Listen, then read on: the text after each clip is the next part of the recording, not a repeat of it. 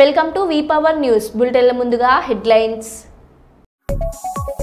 జర్నలిస్టులపై దాడులు కేసులు ఆపాలి జర్నలిస్ట్ సంఘాల డిమాండ్.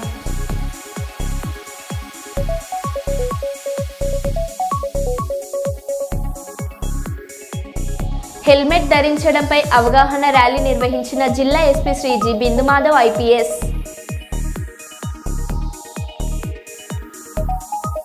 కేటీఆర్ పై ఏసీబీ కేసు నమోదైన నేపథ్యంలో తెలంగాణ భవనం ముందు రేవంత్ రెడ్డి దిష్టిబొమ్మ దహనం చేసిన బీఆర్ఎస్ కార్యకర్తలు. హైడ్రా వల్ల రియల్ ఎస్టేట్ కుప్పకూలిందన్న బీఆర్ఎస్ ఎమ్మెల్యే మల్లారెడ్డి. నేరాలకు అసాంఘిక కార్యకలాపాలకు పాల్పడే వారికి కఠిన చర్యలు తప్పవు అనంతపురం జిల్లా పోలీస్ సూపరింటెండెంట్ పి జగదీష్.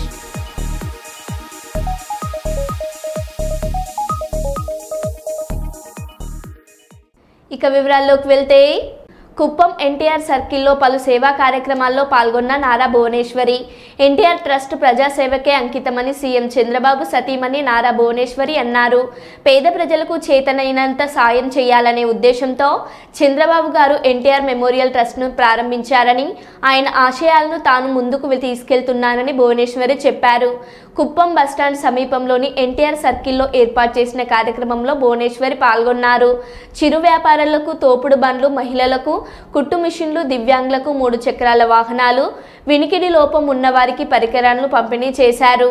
ఈ సందర్భంగా భువనేశ్వరి మాట్లాడుతూ ఎన్టీఆర్ స్ఫూర్తితో ట్రస్ట్ తరపున అనేక కార్యక్రమాలు నిర్వహిస్తున్నాము. ట్రస్ట్ సభ్యులు, వాలంటీర్ల సహకారంతోనే ఇన్ని కార్యక్రమాలు విజయవంతంగా నిర్వహించగలుగుతున్నామని అన్నారు.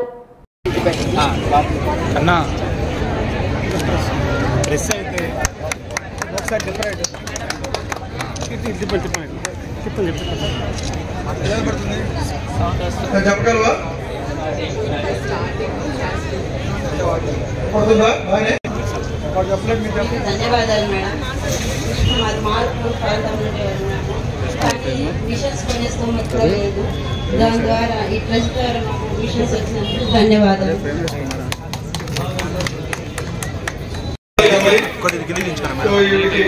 మీ చేతుల సంస్థల మీదుగా మా కుట్టు మిషన్ ఉపయోగిస్తున్నారు మేడం. చెప్తావా? చాలా సంతోషంగా ఉంది మేడం చేతుల మీదుగా తీసుకోవడం.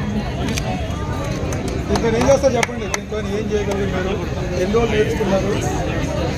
స్పెషల్ అంటే ఇప్పుడు బ్లౌజ్ నా వరకే కుట్టుకుంటున్నాను మేడం, ఇంకా దీనిపైన కంటిన్యూ చేస్తాను.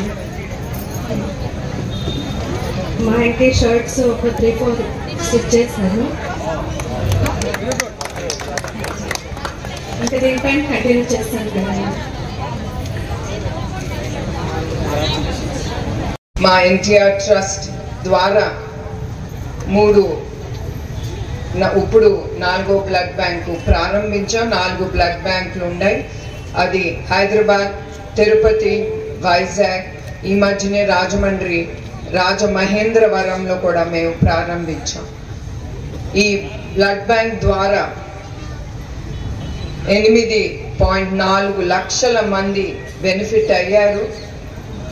దాంట్లో ఎస్పెషలీ థాలసీమియాతో బాధపడుతున్న పిల్లలకి 226 పిల్లలకి ఉచితంగా సేవా కార్యక్రమాలు మేము ముందుకు తీసుకెళ్తున్నాం. అట్లానే ట్రస్ట్ ద్వారా మెడికల్ క్యాంప్స్ నిర్వహిస్తున్నాము. ఇప్పుడు వరకు ఈ మెడికల్ క్యాంప్స్ ద్వారా 20,92,000 మంది బెనిఫిట్ అయ్యారు. దీని ద్వారా ఈ క్యాంప్స్ ద్వారా 22.43 కోట్ల రూపాయలు ఖర్చు అయింది. అంటే మందులు మేము ప్రజలకు ఇవ్వబడింది ఈ హెల్త్ క్యాంప్స్ ద్వారా. అట్లానే ఎన్టీఆర్ సంజీవిని క్లినిక్, దీని ద్వారా ఈ సంజీవిని క్లినిక్స్ ద్వారా 2,15,601 మంది బెనిఫిట్ అయ్యారు. ఈ ఫ్రీ మొబైల్ క్లినిక్స్ ద్వారా 86,000 మంది బెనిఫిట్ అయ్యారు. అట్లానే గారు ఆయన ఒకటే నమ్మేవారు, మానవ సేవే మాధవ సేవ ప్రజల్లే దేవుళ్ళని ఆ స్ఫూర్తితో చంద్రబాబు నాయుడు గారు ఎన్టీఆర్ మెమోరియల్ ట్రస్ట్ ఆయన ప్రారంభించారు. దాని తర్వాత మేనేజింగ్ ట్రస్టీగా నేను ఆ సేవా కార్యక్రమాలు ముందుకు తీసుకెళ్తున్నాను. ఇది నా ఒక్కదాని వల్లనే కాదు, ఇది మా ఎన్టీఆర్ ట్రస్ట్ టీం ద్వారా. వాళ్ళు లేకపోతే ముందుకెళ్ళలేను. ఏ లీడర్ అయినా మనిషి అయినా ఆలోచనలు చాలా ఉంటాయి, కానీ వాటినన్నీ ముందుకు తీసుకెళ్ళటానికి టీం అనేది చాలా అవసరం. అట్లా నేను చేసే ఈ సేవా కార్యక్రమం ఎప్పుడు మా ఎన్టీఆర్ మెమోరియల్ ట్రస్ట్ టీం కానీ వాలంటీర్స్ లేకపోతే ఏది కూడా ముందుకెళ్ళలేదు. సో మరొకసారి వాళ్ళందరికీ నా హృదయపూర్వక నమస్కారాలు. అట్లానే కేటీఆర్ పై ఏసీబీ కేసు నమోదైన నేపథ్యంలో తెలంగాణ భవనం ముందు రేవంత్ రెడ్డి దిష్టిబొమ్మ దహనం చేసిన బీఆర్ఎస్ కార్యకర్తలు.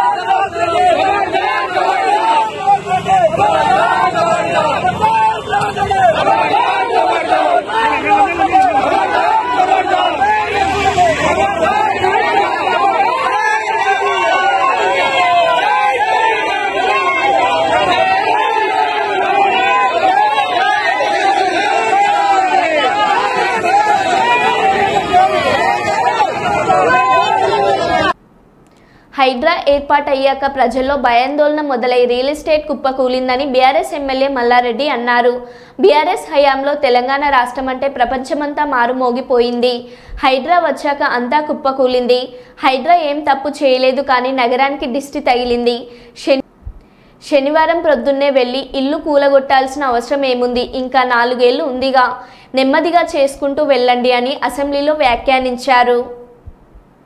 ప్రతి ఒక్క డెవలప్మెంట్లో కానీ ప్రతి దాంట్లో కూడా హైడ్రా వచ్చినాక ఒక్కసారి హైడ్రా ఏం పెద్ద తప్పు పని చేయలే, కానీ హైడ్రా వచ్చినాక ఒక భయాందోళనతో మొత్తం కుప్పగొలిపోయింది అధ్యక్ష. హైదరాబాద్ సిటీ దిష్టి తగిలిపోయింది అధ్యక్ష.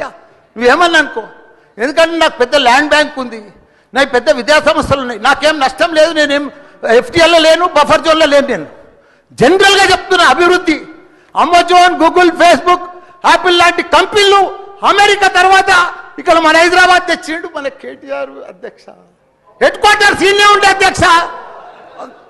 ఐటీలా మనం కర్ణాటక బెంగళూరు ఇచ్చినాం అధ్యక్ష. ఇక్కడ 9 లక్షల మంది ఉద్యోగాలు చేస్తున్నారు, ఐటీ ఉద్యోగాలు. పెద్ద పెద్ద ప్రపంచం అంతా కూడా హైదరాబాద్ తీసుకొచ్చి పెద్ద పెద్ద వాళ్ళకు గుగులు పట్టిపోయింది అధ్యక్ష. గరీబ్ వాళ్ళు అయితే గుండెలు వలిగిపోయినాయి అధ్యక్ష. మరి అది ఎందుకు తెచ్చిరో ఏమో మళ్ళీ నాకు అర్థం కాదు. ఇప్పుడు ఒకటి అధ్యక్ష, ఇప్పుడు నాయే కొన్ని ఎఫ్టీఎల్ ఉన్నాయనుకో, ఎగ్జాంపుల్ చెప్తా శ్రీధర్ బాబానా, మన ఇంట్లో మన సెల్ ఫోన్లో చూస్తే మన భూమి వన్ జర్సెప్టీ ద ఫ్లో ఆగిపోతుంది అన్న. మీకు దండం పెడతా, మీరంతా చాలా మేధావులు. మన ఇంట్లో కూర్చొని కూడా మన పొలం హైడ్రాల్ ఉందా, చెరువు ఎఫ్టీఎల్ ఉందా, బఫర్ జోన్లు ఉందా చూసుకోవచ్చు. అంత టెక్నాలజీ వచ్చింది. గూగుల్లోకి పోతే చూసుకోవచ్చు. చూసి ఎవరెవరికి ఉందో ముందే నోటీసులు ఇచ్చి ఓపికతో అర్జెంట్ ఏముంది, తెల్లారి శుక్రవారం పొద్దుగల్లే పోయి శనివారం పొద్దుగల్లే పోయి కూలగొట్టాలని ఏముంది అధ్యక్ష. నిదానంగా వాళ్ళు కూడా మన తెలంగాణ ప్రజలే. వాళ్ళంతా కూడా మీరు ఓటేస్తేనే మనం మంత్రిలో కూర్చున్నాం మనం. అంత ఆదల బాధ ఆధార్ చేసేది, టెన్షన్ చేసేది ఏం అవసరం? మంచిగా నోటీస్ ఇచ్చి బాబు చేంజ్ చేసుకో, మార్చుకో, చూసుకో, నీకు ఇది ఇస్తాం, గరీబోడు ఉంటే ఇది ఇస్తాం, ఈ బెడ్రూమ్లకు అని నిమ్మడంగా చేస్తే అయిపోయాయి కదా. ఇంకా 4 ఏళ్ళు ఉంది కదా మీకు. ఈ ఏడాదిలోనే ఫస్ట్ ఇయర్లో చేయాలని ఏముంది, అన్ని కొన్ని చేసుకుంటామండి. రియల్ ఎస్టేట్ అయితే అధ్యక్ష రియల్ ఎస్టేట్ అయితే కుప్ప కూలిపోయింది. ఏదైనా పెళ్లికి అమ్ముదామన్నా కొంటలేరు ఎవరు, పైసల రొటేషన్ లేదు, వ్యాపారాలు లేవు, బిజినెస్ లేవు, ఏమీ లేవు అధ్యక్ష. దయచేసి మీరన్నీ కూడా ఆలోచన చేయాలని మంత్రులు ఉన్నారు, అందరికి కూడా చెప్తున్నా, అందరికి కూడా ధన్యవాదాలు. కుప్పం పిఎస్ మెడికల్ కాలేజ్ వద్ద టీడీపీ కార్యకర్తల నుంచి ప్రజల వద్ద అర్జీలు నారా భువనేశ్వరి స్వీకరించారు. ప్రజా సమస్యలను, అర్జీలను పార్టీ నాయకులకు అందజేసి సమస్య పరిష్కారానికి కృషి చేయాలని ఆమె తెలపడం జరిగింది. అనంతరం శాంతిపురం మండలం కడపల్లి సమీపంలో సొంత ఇల్లు నిర్మాణ పనులను పరిశీలించడానికి నారా భువనేశ్వర్ బయలుదేరడం జరిగింది.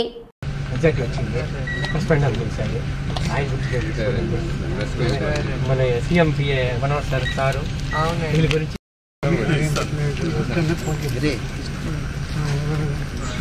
ఫోన్ చేపించండి అన్నారు. కమిషనర్ రాసినారు, ఎవరికన్నా ఫోన్ చేపించండి కనుక్కుంటాను.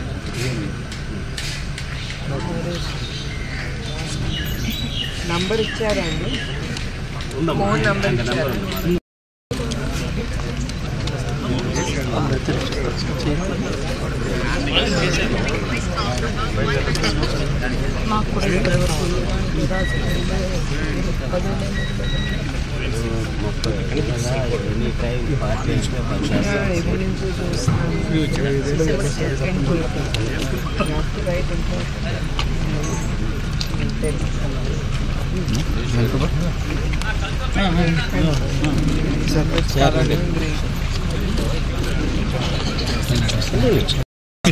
నాకు రెండు పదన్నా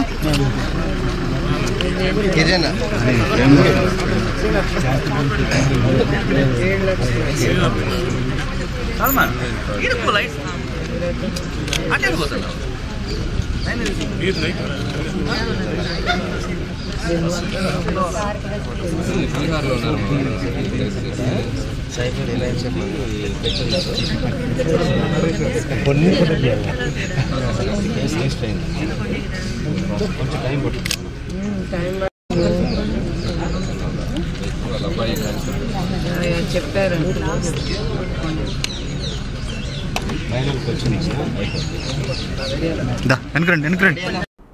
ఈ దేశంలో అదానీ, మోడీ, బీజేపీ మాత్రమే ఉండాలని బీజేపీ చూస్తుంది. ప్రతి పౌరుడి సమానత్వం కోసం రాహుల్ గాంధీ పోరాడుతున్నారు. మనుధర్మశాస్త్రంను బీజేపీ పాటిస్తుంది. కులమత ధనిక అంతరాలను సూచించే మనుధర్మశాస్త్రంను బీజేపీ అనుసరిస్తుంది. అంబేద్కర్ పేరు తలచడాన్ని అమిత్ షా తప్పుపట్టడం అంటే అంబేద్కర్ను అవమానించడమే. దేశ ప్రజలకు అమిత్ షా క్షమాపణ చెప్పాలి. అది అదానీ ఉండాలి, ఈ దేశంలో మొత్తం ప్రధానమంత్రి ఉండాలి, అది మోడీ ఉండాలి, ఈ దేశంలో ఒకే పార్టీ ఉండాలి, అది బీజేపీ ఉండాలనే టార్గెట్గా బీజేపీ మరి వ్యవహరిస్తున్న తీరు మనకు అద్దం పడుతుంది.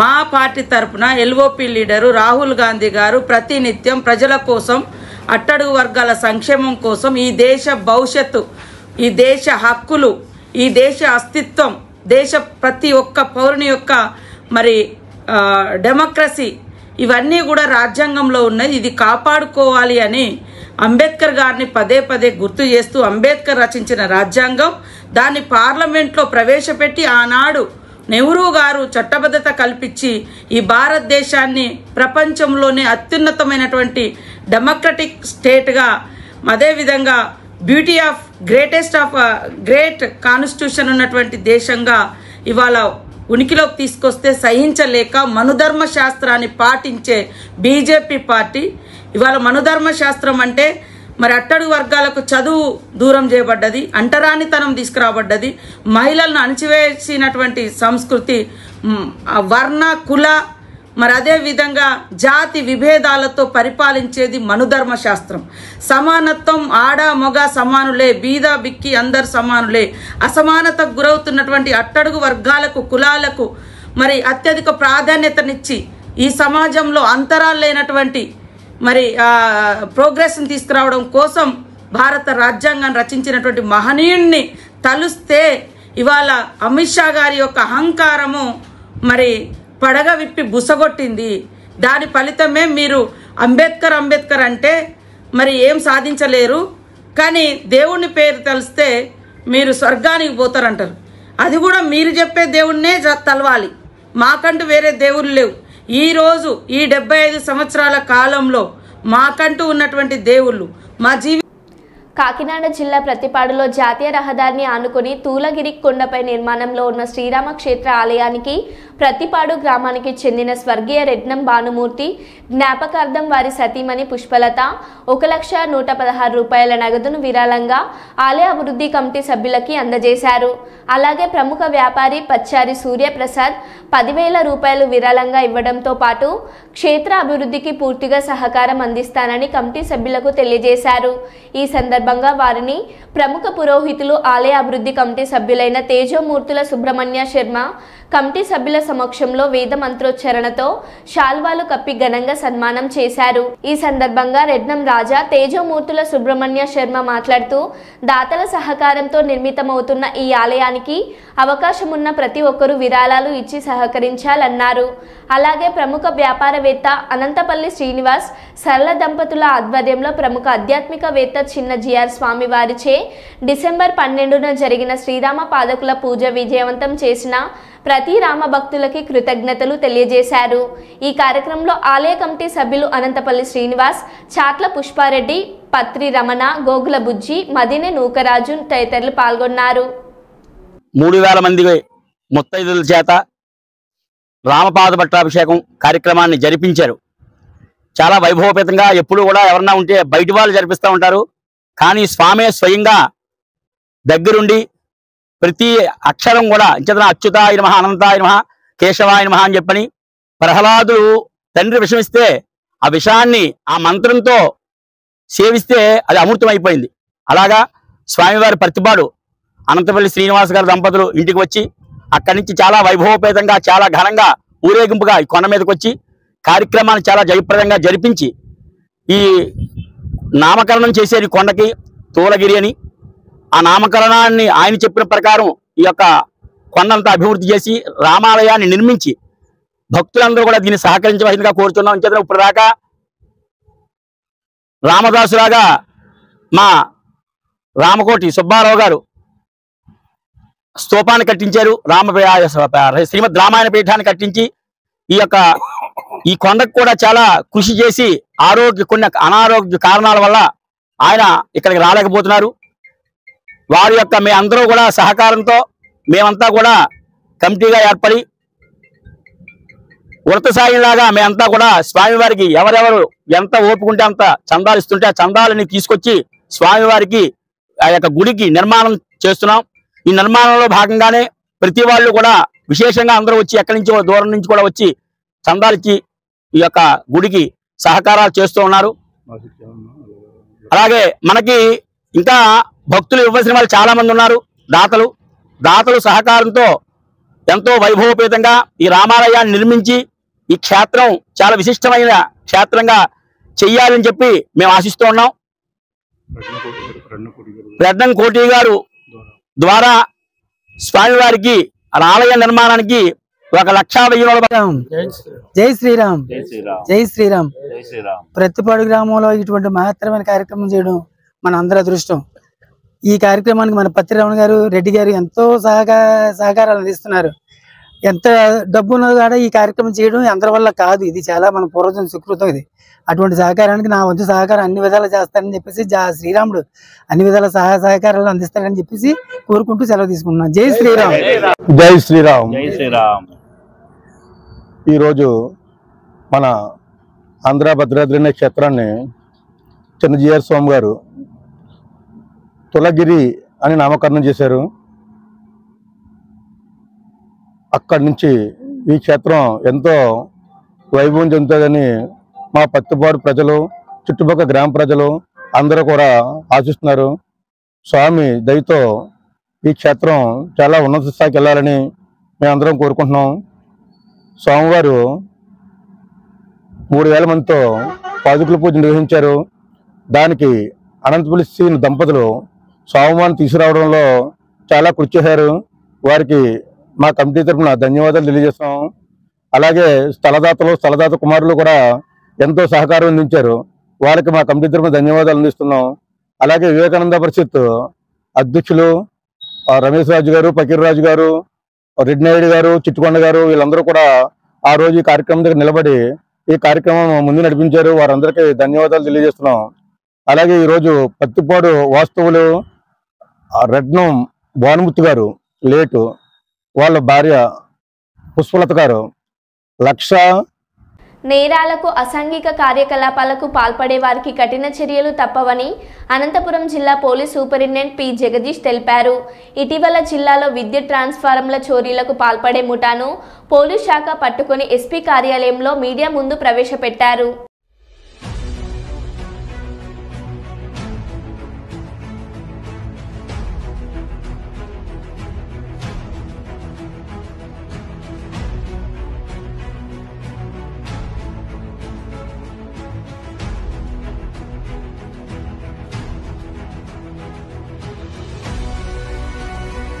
గత కొన్ని రోజులుగా చాలా వరకు సీయింగ్ ట్రాన్స్ఫార్మర్ థెఫ్ట్స్ అనేవి మన దగ్గర ఎక్కువ జరుగుతున్నాయి. సో దీని మీద దృష్టి పెట్టి ఒక గ్యాంగ్ని పట్టుకురావడం జరిగింది.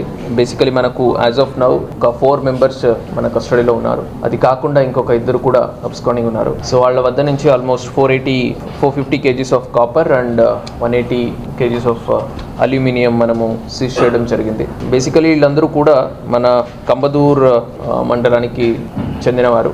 పర్టికులర్గా ఏ ట్రాన్స్ఫార్మర్లో కాపర్ ఉంది, ఏ ట్రాన్స్ఫార్మర్లో లేదు అనేది బాగా తెలుసు. ఎందుకంటే వీళ్ళందరూ కూడా దాంట్లో ఒకరు is working as a support staff, మన ఎలక్ట్రిసిటీ డిపార్ట్మెంట్ ఒకతను సపోర్ట్ స్టాఫ్ కింద పనిచేస్తున్నారు.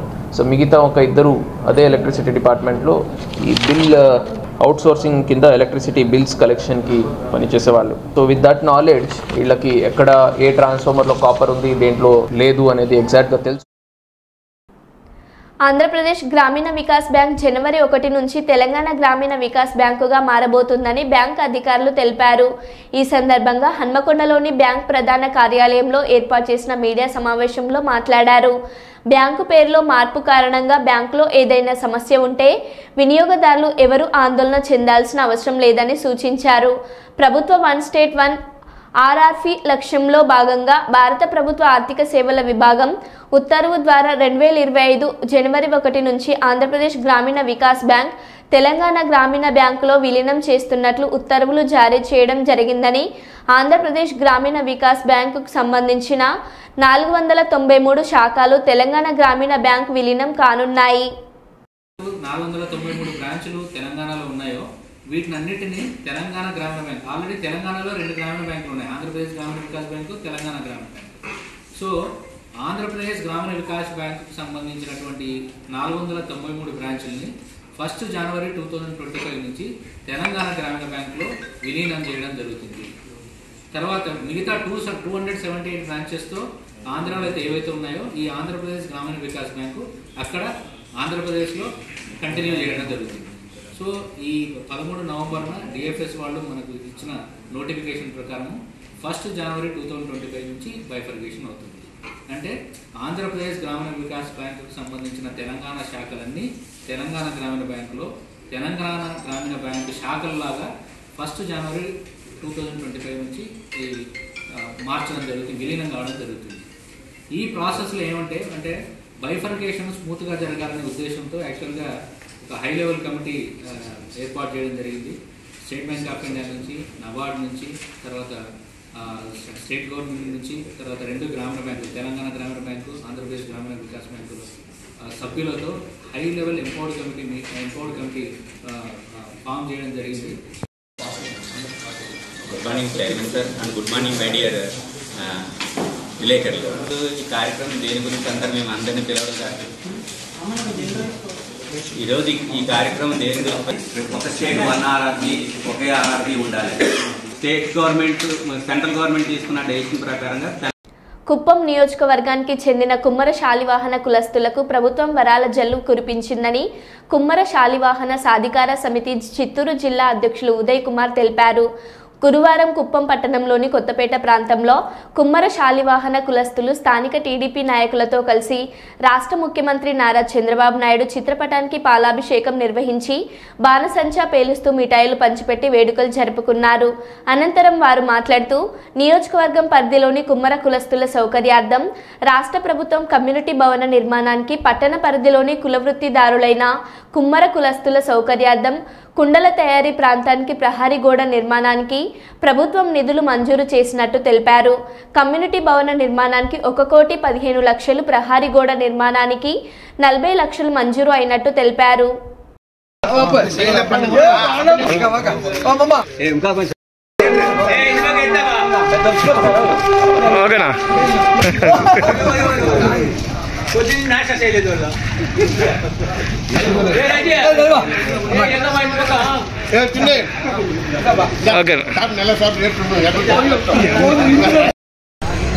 ఈరోజు మా ముఖ్యమంత్రి గారైన చంద్రబాబు నాయుడు గారు, వారు సతీమణి గారు మా కుప్పం ప్రకటన సందర్భంగా మా కుమ్మర శాలివాహన కులస్తులకు మంచి గిఫ్ట్ ఇచ్చారు. ఆ గిఫ్ట్ ఏమంటే మా కుమ్మరి శాలివాహన కులస్తులకు మా కుమ్మరి గడ్డ అంటే కుండలు కాల్చుకోవడానికి ప్రదేశానికి మాకు అన్ని పరిరక్షణ కోసము ప్రహరీ కూడా నిర్మించుట, మరియు అలాగే మా కుమ్మరి కులస్తులకు కమ్యూనిటీ హాలు ఇంతవరకు ఇటువంటి సదుపాయం లేనందువల్ల మాకు ఇలాంటి మంచి పరిస్థితి మాకు ఇచ్చారు.